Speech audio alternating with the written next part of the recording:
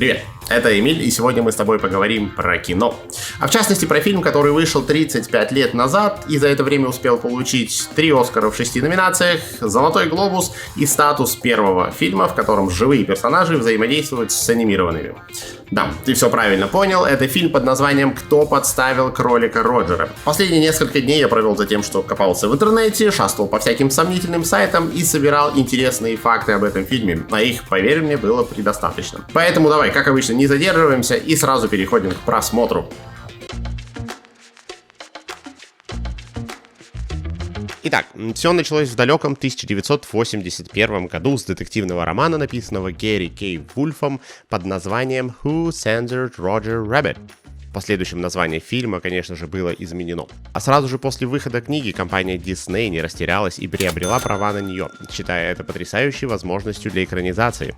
Не теряя времени, она наняла Джеффри Прайса и Питера Симона для написания сценария. И уже в 1982 году Роберт Земекис выдвинул себя в качестве режиссера, но Disney побоялся нанимать на эту должность человека без крупных тайтлов за плечами.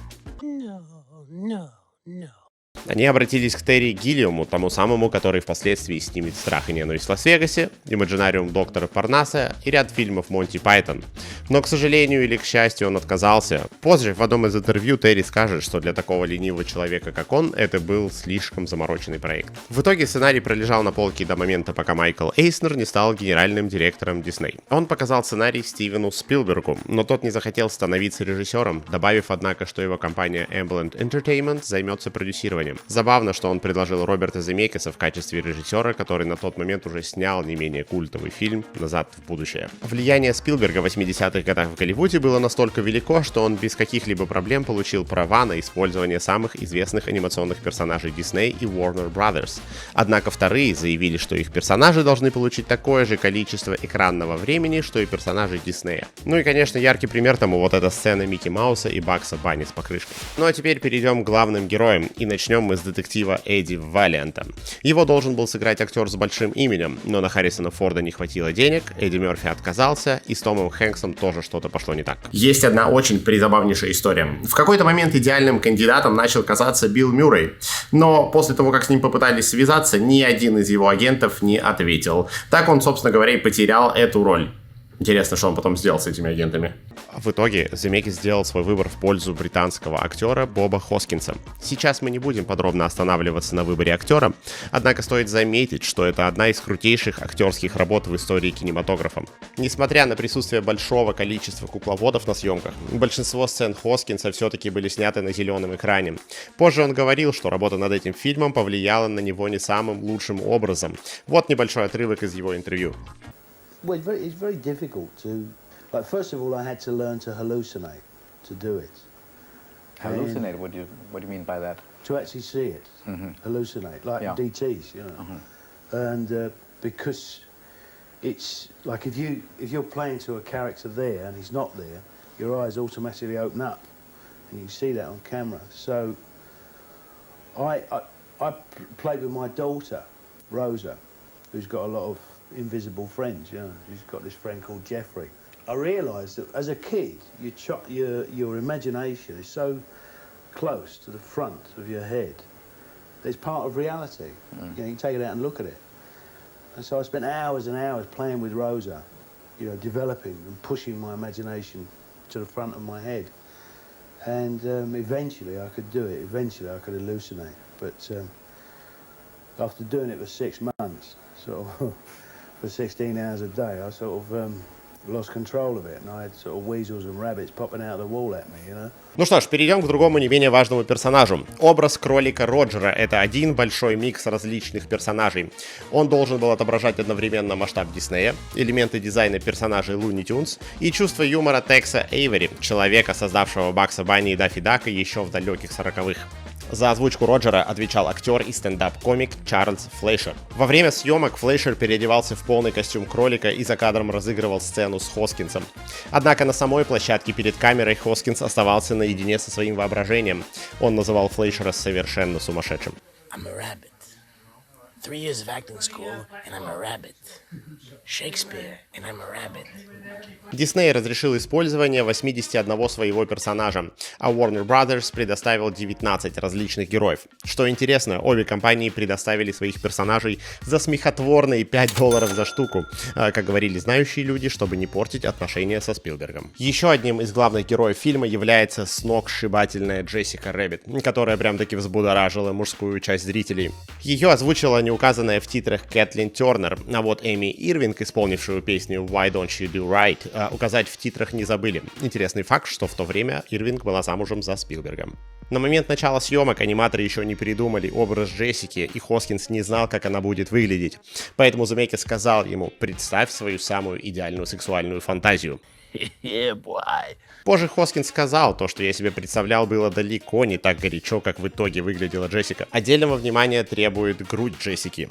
Но не торопись с выводами, разговор пойдет не про ее выдающиеся формы, а про анимацию. При работе с аниматорами Земекис говорил, что хочет увидеть не просто сексуальный объект на экране, а мультяшку.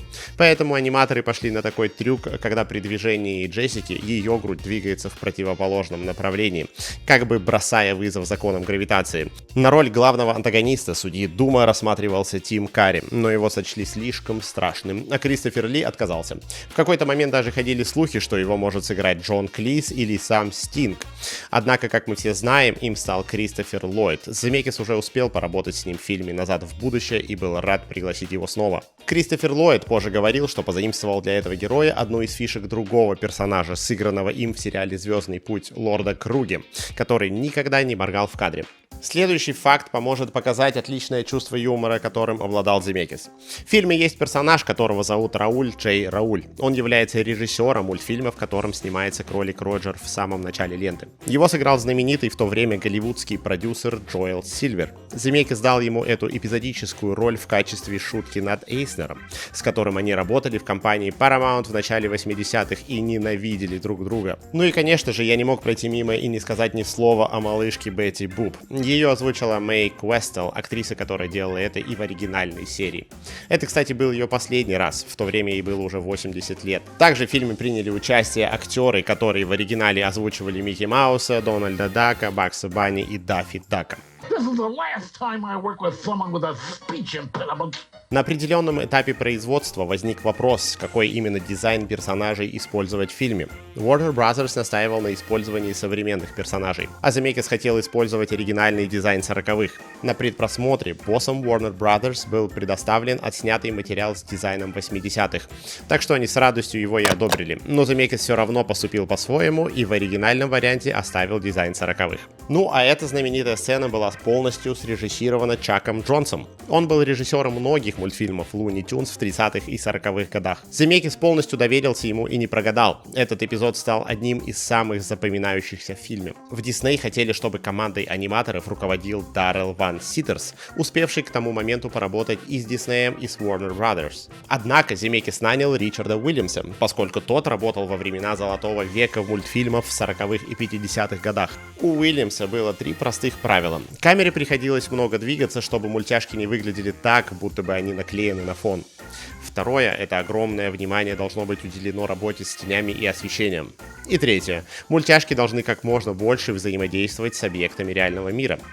Примером внимания к деталям является вот эта сцена. Лампа раскачивается, а тень следует за ней по пятам. Кропотливая анимационная работа, которую большинство людей даже не заметили бы. Сцена с официантом-осьминогом снималась при помощи 8 кукловодов, которые управляли бокалами и передвигали их так, как им было нужно. Ну а сам осьминог был дорисован позднее. Он появляется на экране на 5-6 секунд, но на его создание ушли недели. Над фильмом работали 326 аниматоров, рисуя все от руки. По заявлению автора, было создано более 1 миллиона иллюстраций.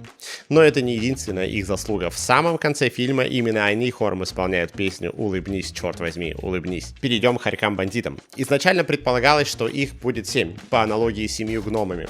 Но в итоге осталось 5. В русскоязычном переводе лидера зовут Умником, а остальных психом, жирным, хриплым и глупым. В состав сиропа, убивающего мультях, входит скипидар, ацетон и бензол, которые являются разбавителями краски и обычно используются для стирания анимационных элементов.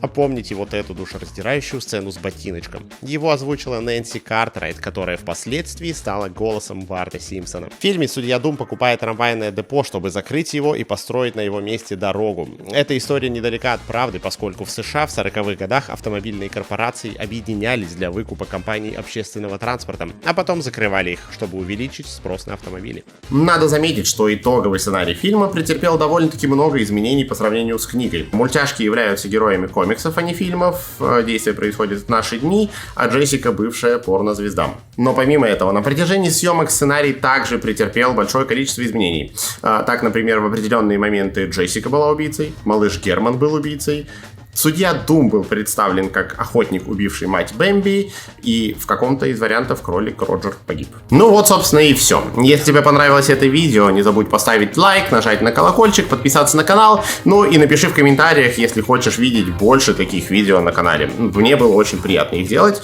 надеюсь, тебе смотреть. Ну и на сегодня все. Пока-пока.